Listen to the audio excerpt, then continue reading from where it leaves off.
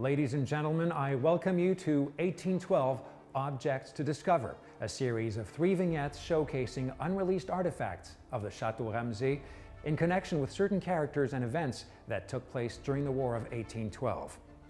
In this vignette entitled 1812, Georges Prévost and the British Approach, you will learn more about this Commander-in-Chief of the British forces in North America. In addition to being introduced to the Vicomte Amédée Liénard de Beaujeu and Jean-Baptiste Roy Audy, a portrait artist who was popular with the bourgeois clientele of the time. So please join me on a most informative journey through history.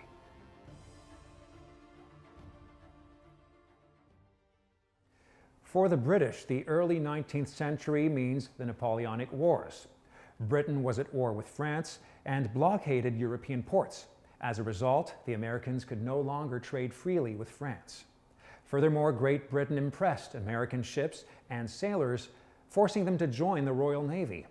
The United States responded by declaring war, and Great Britain was obliged to defend Canada. One of the most important leaders of Canada's defense against the Americans was Sir Georges Prévost, the Governor-in-Chief of Canada during the War of 1812.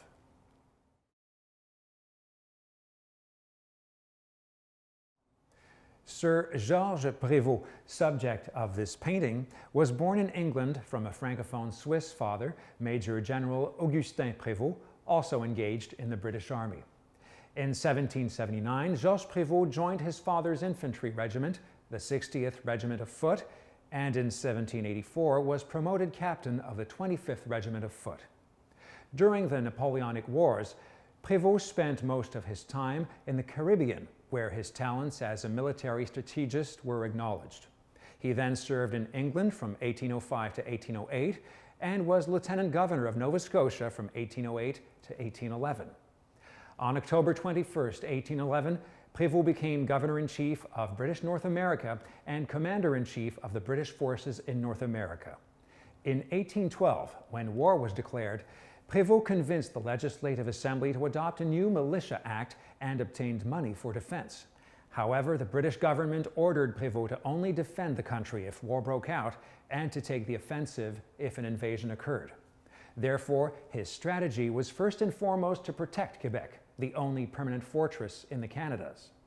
In 1814, Prévost launched an offensive against Plattsburgh on Lake Champlain. It was a failure. The resulting growing opposition in Britain and complaints sent to London obliged Prévost to return to Britain and step down as Governor-in-Chief. When he left, he was applauded by Canadians but reviled by the British. Less than a year later, he died in London.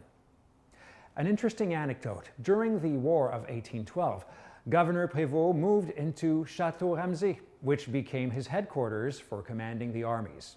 Major renovations were done to house him, including gardens and administrative offices.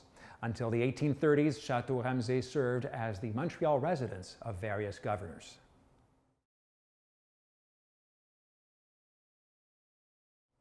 This oil painting by Governor Georges Prévost was done by Jean-Baptiste Roy Audy in 1824. A carpenter and painter, Audy was born in Quebec City in 1778. During his career, he first offered his services as a carpenter and then gradually undertook an artistic career that ranked him among the 3 most esteemed Lower Canada portraitists by the bourgeoisie of the time. In an ad published on June 8, 1831 in Le Canadien, he listed the services he offered: historical painting, portraits, coats of arms, on vehicles, transparent on silk or batiste, canvas glazed in patent and wax for the military, oil painting on sideboard or game table according to personal taste, decorative signs, and all kinds of characters, embellished or plain, and painted in the most elegant manner and the latest style in gold or oil. The War of 1812 is partly rooted in trade tensions between the young United States and the United Kingdom. But this conflict took place in the context of the Napoleonic Wars that set France against the United Kingdom and most other European countries between 1803 and 1815. This ink and watercolor miniature by an unknown artist shows the profile of Viscount Amédée Liénard de Beaujeu, who participated in the Russian campaign with Napoleon's armies. Unfortunately, he perished in 1812 during the famous crossing of the Berezina, which is present-day Belarus, bordered to the west by Poland, on the north by Latvia and Lithuania, on the east by Russia, and on the south by the Ukraine. His father, François-Charles de Beaujeu, born in Quebec, left his homeland for France for a military education and never returned to Quebec, although he corresponded with family members who remained in Lower Canada. These letters, preserved in the Centre d'Histoire La Presqu'île, are rich in the history of the people and their era, families like les Lemoine de Longueuil, a branch of the Beaujeu family by marriage. Indeed, the de Beaujeux are connected with the noble Lemoine de Longueuil family, one of the most prestigious families of the military history of New France, because in 1753, the father of François Charles, Louis Liénard de Beaujeu, married Marie-Geneviève Lemoine de Longueuil, daughter of Paul-Joseph Lemoine de Longueuil. Here is a card holder that belonged to Agnes Joseph Lemoine de Longueuil, Baroness de Germain. Born in 1739 in Montreal, she was the niece of Paul-Joseph Lemoine de Longueuil. In 1755, she married François-Joseph Germain, an infantry captain of the Régiment de la Reine, or Queen's Regiment, who was the governor of Port-Louis in France.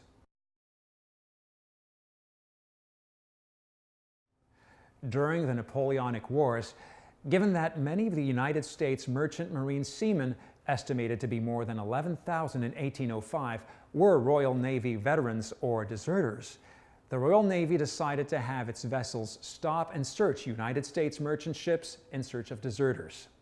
This infuriated the U.S. government, especially after the Chesapeake Leopard affair, capture and inspection of the American USS Chesapeake by the British HMS Leopard. This engraving by J.O. Davidson, entitled Shannon and Chesapeake, shows a scene from this historic battle that took place off the coast of Boston on June 1, 1813, and lasted only 20 minutes.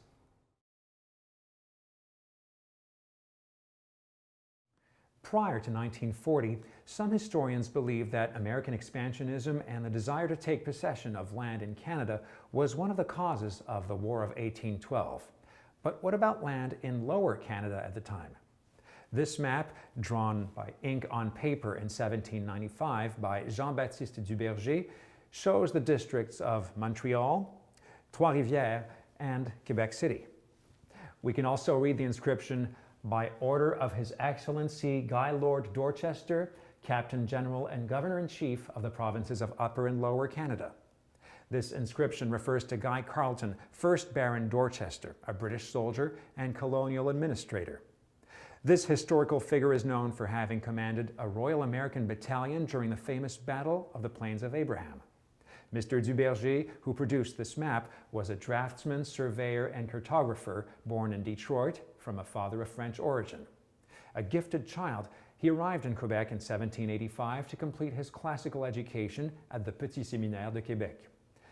I have a funny story to tell you about Monsieur Duberger. In 1804, he completed a map of Quebec City. Monsieur Duberger was then asked to build a model to match this map. Well, walls had to be demolished to accommodate it, and it was even moved to the ballroom of the Château Saint-Louis, where Duberger completed it in 1808. The resulting model measured about 27 feet by 20 feet. Not easy to store in a glove box.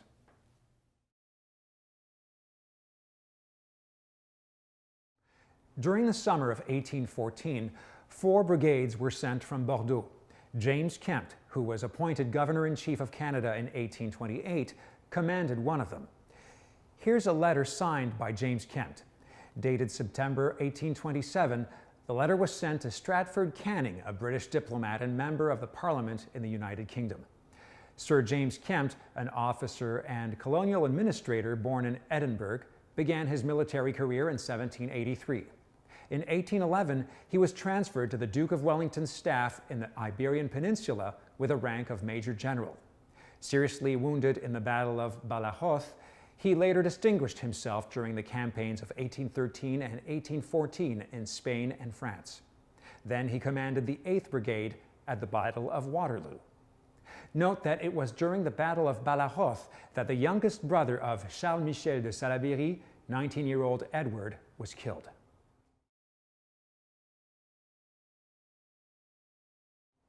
Despite some problems along the way, the use of the militia in Lower Canada was a resounding success. The province was able to repel the invader, and some battalions, like the 1st Battalion of Montreal Militia, in which James Miller belonged, continued to defend the territory. This military coatee of wool, cotton, and metal was worn by the Scotsman James Miller, who became a sub-lieutenant in 1820 and joined the 1st Battalion of Montreal Militia in 1821.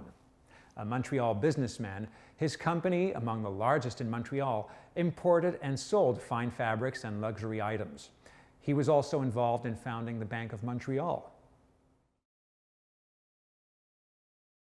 In conclusion, people in the United Kingdom rarely remember the War of 1812 because it was largely overshadowed by the conflict between Britain and Napoleon I.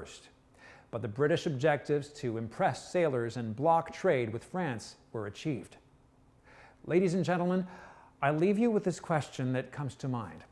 Do you think that Georges Prévost was judged too harshly?